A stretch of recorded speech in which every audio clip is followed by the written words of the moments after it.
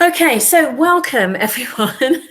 And a very sorry late start, 9 minutes late. I'm Claire, I'm the Director of Learning Commons at DHSB, which mainly involves helping students and staff with digital skills, working with Google Reference School, and now I'm part of the EdTech team as well. So today, it's going to be a really nice short webinar. Everything that I talk about will be sent out to you, okay? So if there's anything that you miss, it will be sent out to you after the webinar. And we're going to have a look at how you need to set Google Meet up so that you can be using it correctly and most importantly, safely. So before we start, there's a little bit of housekeeping before we move on. I am recording, so it's really helpful if you could ensure that your microphones are off so that we can get as best sound quality as possible. It's up to you whether you have your camera on or not. There's no requirement for us to check that you're here. There is a chat facility, which you'll find in the top right. If you could direct any questions to that while we're recording, and then I can answer those throughout. It just means that you don't get onto the recording. And then if you want to hang around and have a chat at the end, then that's absolutely fine. Okay, we'll stop recording as soon as the main webinar section is over. And finally, this is part of our role as an EdTech demonstrator school. So we're helping schools and colleagues out with support for remote education. We're funded by the DfE as part of their Get Help with Technology initiative. So if you need any more details on that, the website is on there, or please feel free to email me at claire.buckler@dhsb.org. Okay, so Google Meet, what is it? Well, it's an enterprise-grade video conferencing call software. It comes free as part of the Google Workspace or G Suite for Education offer. It is a relatively new offer. It's come out of the back of something called Google Hangouts, and they've worked incredibly hard to get it where it is today. I think when they first had Meet as part of their service, sorry, someone wants to come in, there we go. They had a couple of people working on it, and now I think they've got closer to 100 because they're trying to meet the need for teachers and obviously everyone else as we moved online. So in order for your school or your domain to use Meet video calls, your admin has to turn it on, and we'll look at that on the next slide. You need to be signed into your Google account to create the video meeting, but like all conferencing software online, anyone can join. Once it's been turned on, you need to ensure that you've got the correct equipment. Now, there's nothing fancy here, but like all conferencing software, it's quite processor heavy. So you need to just be aware, and this is kind of like, it will help you solve any problems that any of your staff might have. So as a rule of thumb, you really need to always be working with the latest version of a web browser anyway. Obviously, Meet works best in Chrome. So do make sure you've updated your Chrome browser, and that's a good tip to do anyway. You also need to have a look at minimum requirements. Now, on the screen, there are some kind of advisories around it, and that really, if you're going to be video calling, you need to have 2 gigs of memory. It's quite processor heavy. So if you want to, like this call for me, there's lots of you on board. I've got my Pixelbook, which is quite a powerful machine, but there's ways that you can help your staff. So if you're having any issues at all with it, you can close all of the windows down apart from what you're wanting to share. You can also make sure that other people have got their cameras off. So there are things that you can get around with, and it isn't any different to any other video conferencing software, but you should probably just be aware that if you want to run huge webinars with lots of people dialing in, that you need to have a computer that's powerful enough to do that. Obviously, you need a broadband connection, and you need a web camera or a USB external web camera, although you can take part without the microphone and without the webcam.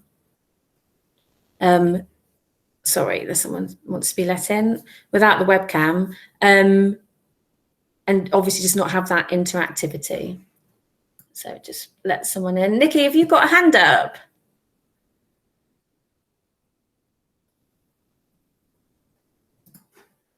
I'll assume no. So if you want to pop any questions into the chat, it's a little bit easier for me to be able to monitor that.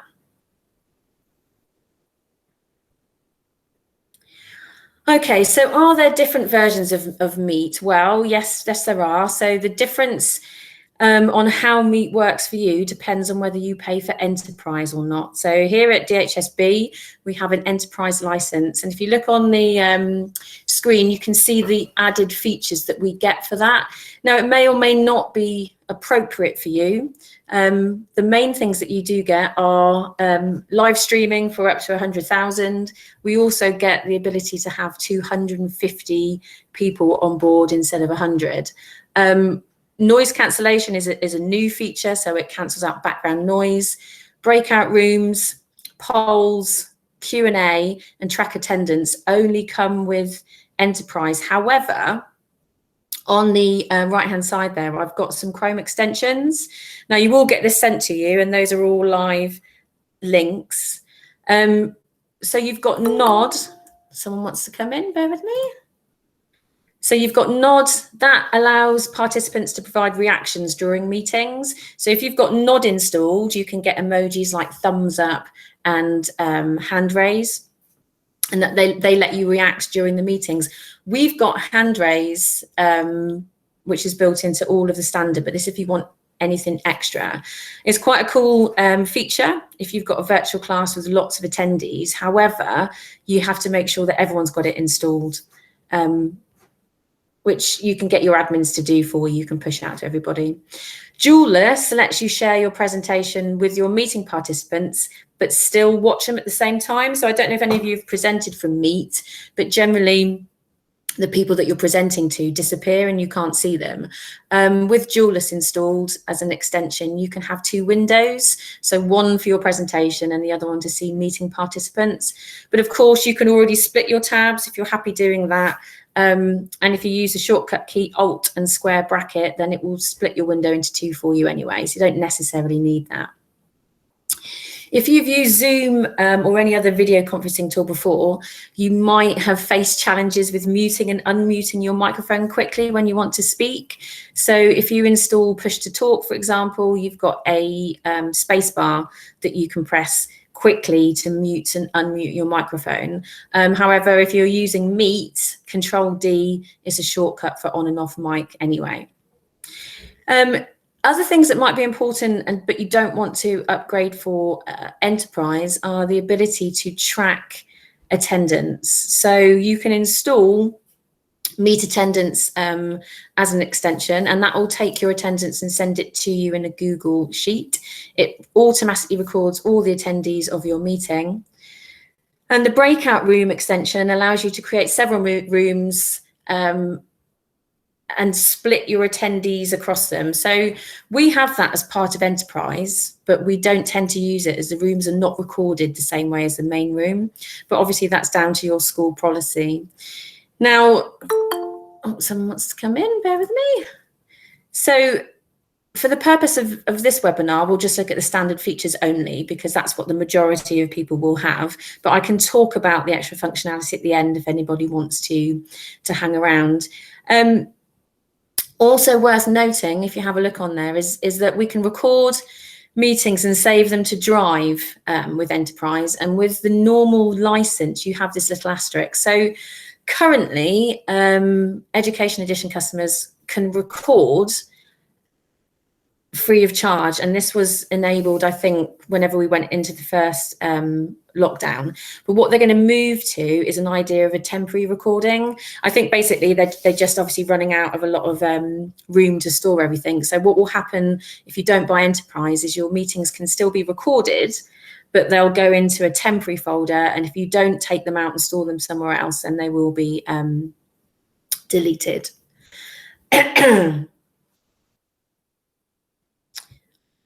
Okay, so this section really is for your IT team. So some of you might have Google admin access, in which case these are the things that you need to check.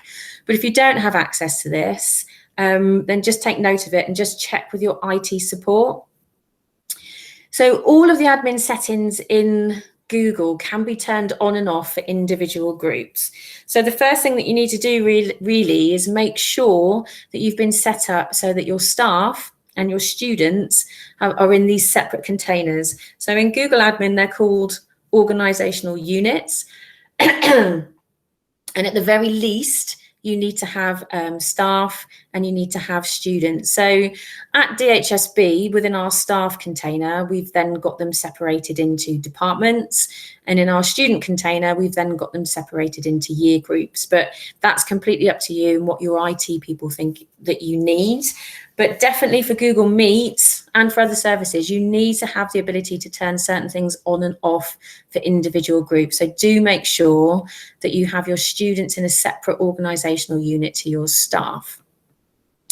So when you've turned the Google Meet service on, then any user can join video meetings in your organization, and you can also let users create video meetings. It's worth noting that by turning this on, you don't then stop yourself from using any other service. So you can still use Meet and you can still use Teams if that's what you're using. But you need to be able to turn on Google Meet for your organization. What you'll need to do, though, if you have a look at the screen, is there's a couple of things that you need to make sure that are turned off for students. So the ability for students to record their meetings, that should be off by default for obvious reasons. Only the teacher should be able to record the lesson that's going on. Also, the ability to stream, turn that off for students so that they can't do that. And also here, video calling off. So it might seem counterintuitive because obviously you'd think that they would need to have that on to join the video call. But this is what lets users place the actual video call. So turning it off ensures that students cannot start their own video calls with friends or with teachers. So off, recording off, streaming off, and attendance reporting is also off, okay? So as long as you've got staff and students in these separate groups, then you can change these settings, okay? Now, most of the problems that we've had inquiries about have been about students joining the room before teachers, or students being in the room after the meet has finished, or students starting their own recordings. And this is the thing that you'll need to do to ensure that that doesn't happen. So that's recording off, streaming off, video calling off, and attendance recording off. Okay, so if we have a look at Meet itself. Now, I appreciate that obviously all of you will be able to see the screen in front of you, but I just wanted to show you a few things that you might not be aware of before I share my actual Meet screen and have a look at participant managing. So what you've got here, this is my year 9s. I've anonymized some of them. But if you have a look at the bottom, you've got the blue shield. So when that comes up, what you'll get, sorry, someone wants to join the meeting. There we go. So if I just move this one out of the way, there we go. So what you'll get, it's this blue shield at the bottom will come up here. These are your host controls. So with quick access off, then everybody has to ask to join the meeting, okay? And this includes people that dial in by telephone. If you've invited everybody via Google Calendar, they will automatically be let in, even if you've got that one off, okay? If you've got it on, which I tend to do, participants from your domain can automatically join. So basically anyone that's got the @DHSB or @ whatever your domain is can join automatically. And that's something that you guys would need to decide really at a school level, because you might find, not perhaps at primary school, but you might find that some students are trying to create accounts where they're trying to join outside of their domain, so we don't know who they are, trying to disrupt meetings. So if you just make sure that quick access is off, everybody has to ask to join. But if it's on, everyone can join that's in your domain. So we can make sure that everyone who's at DHSB can just get quick access to the meeting. But again, like I say, that's up to you. Quick access is turned on by default. So after you start a video meeting, you can change the settings as often as you need using Meet on the computer. But if you have a recurring meeting, so if you use the same Meet link for the same class every week, it will save your settings for a future meeting. So if you turn quick access off and then return to the same Meet link in the future, it will remain off. Also in host settings here, you can decide whether you want participants to share their screen and whether you want them to send chat messages. And again, if you turn them off and then go back to a meeting with the same link, it will remember those settings. Also, what you've got down at the bottom here is just a couple of options for presenting your screen that I just wanted to talk about very quickly. So if you want your participants to look at everything that you can see, and that includes changing windows or going to a different piece of software or even your desktop of your computer, then you need to choose your entire screen. If you just want them to look at a particular window, so if you've got, say, Sims open in a window, or if you've got PowerPoint open in a window, or the whole of your Chrome, so your slides and stuff open in a window, then you can select a window. Or, like me, I've got a tab. So basically, this is just sharing my Google Slides. And that's best if you've got videos. If you've got videos embedded on a Google Slide, then really you need to be sharing just a tab. And that ensures that your students can hear and see everything you can. A quick tip, if you are sharing audio, just mute your microphone. Otherwise, they get terrible feedback. Okay, so what I'm going to do is I'm going to share my screen from another computer. So hopefully this will work.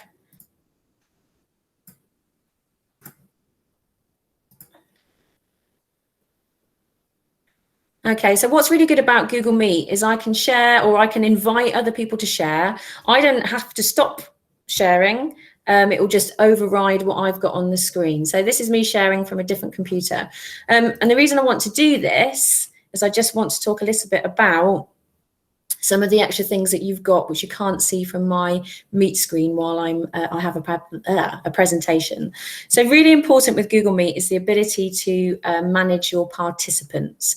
So if you go up into the top right, I can see that I have 34 of you online, and Google have now put in some extra tools. So if anybody on this call wasn't muted, maybe I could hear some background noise, or maybe the students talking to their mum, or whatever it is, I can actually click on the microphone and I can mute that person. So if I was to click on here, I can mute that student for everyone in the call.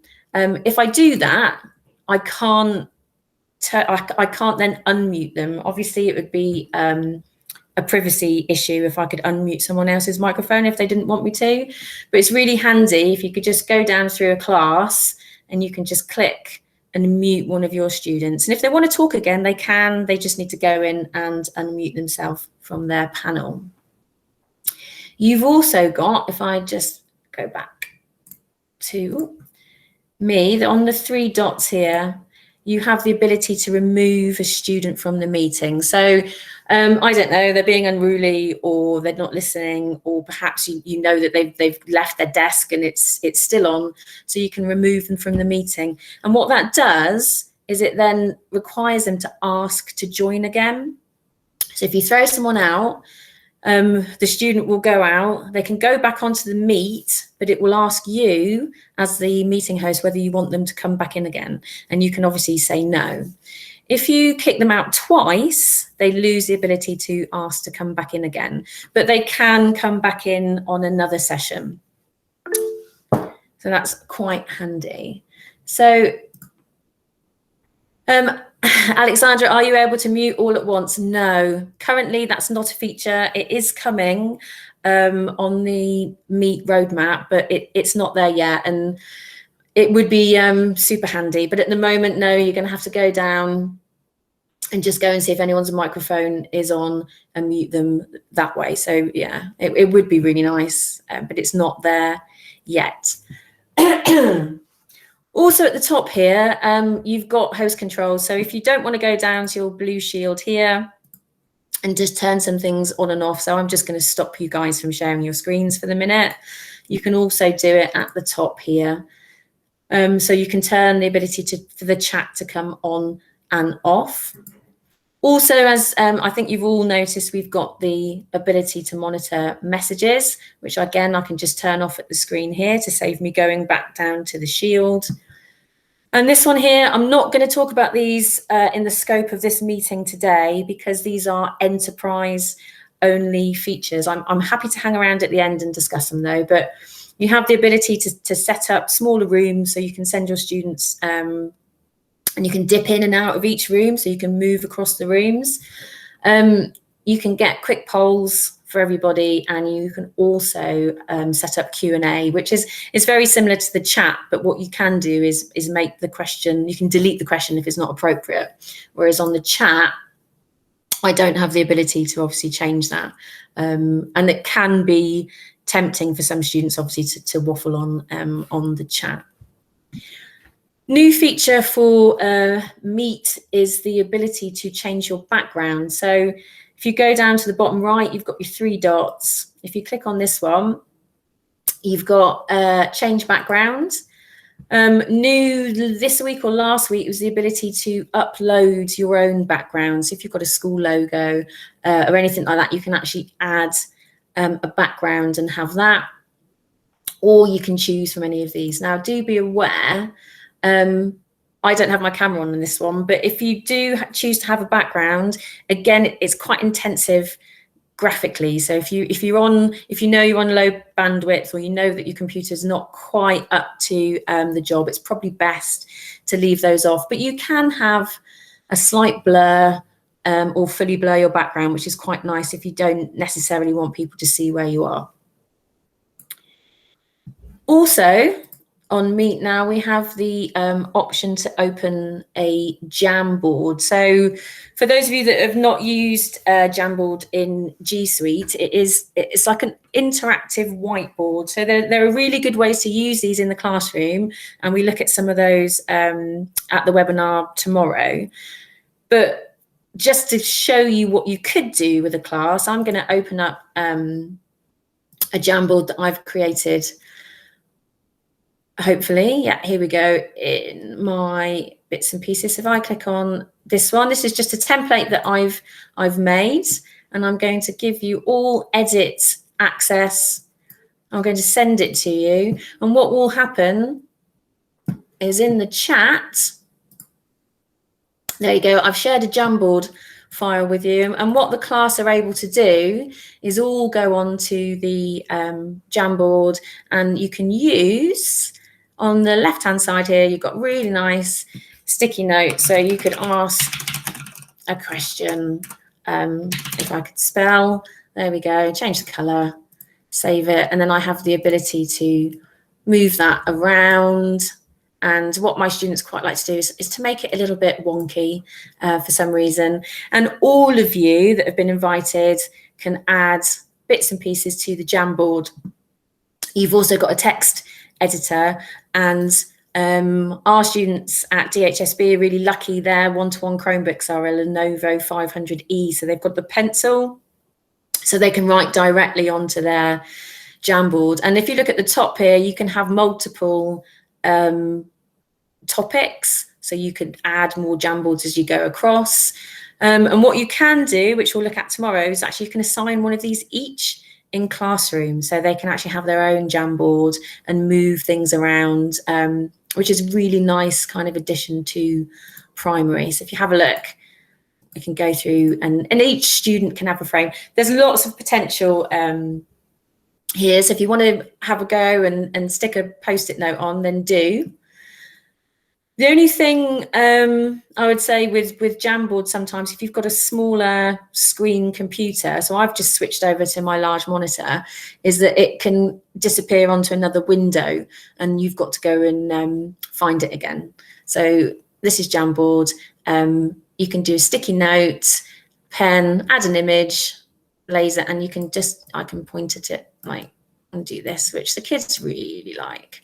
Jamboard will be covered tomorrow in a little bit of detail on the Google Classroom one that's tomorrow. But it's something that we are finding as a department that we're all using it in slightly different ways.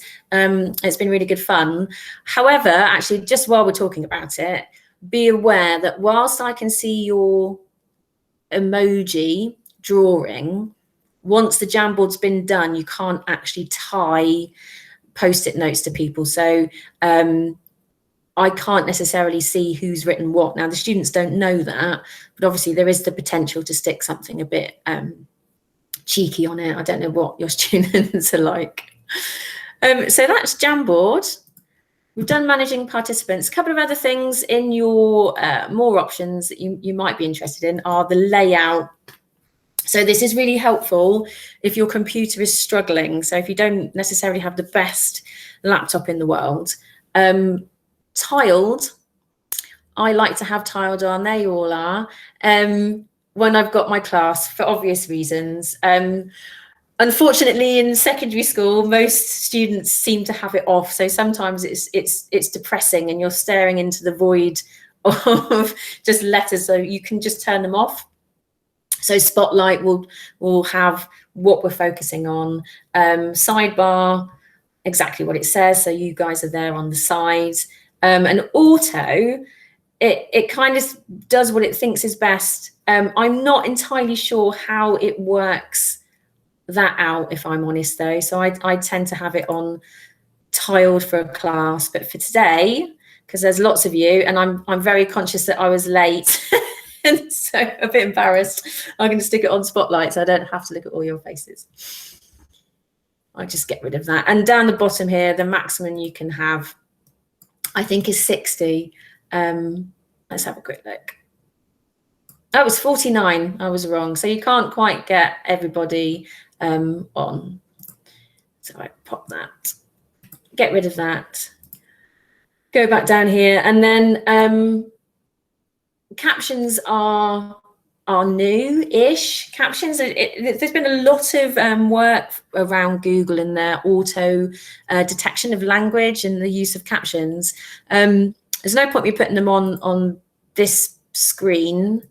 My microphone's not on this one, but you can put your captions on. It may be, we've got a couple of students that wear hearing aids. We also have some parents that are profoundly deaf as well.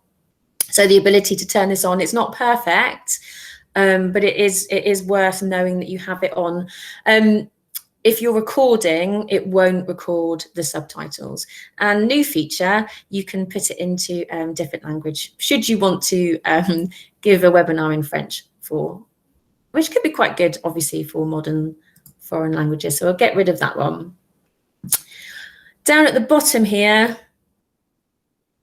it's just your details for your webinar. And you can see that our Jamboard has been attached to this. So it's here. If we just click on it, it takes us to the Jamboard. A few of you have been using it there.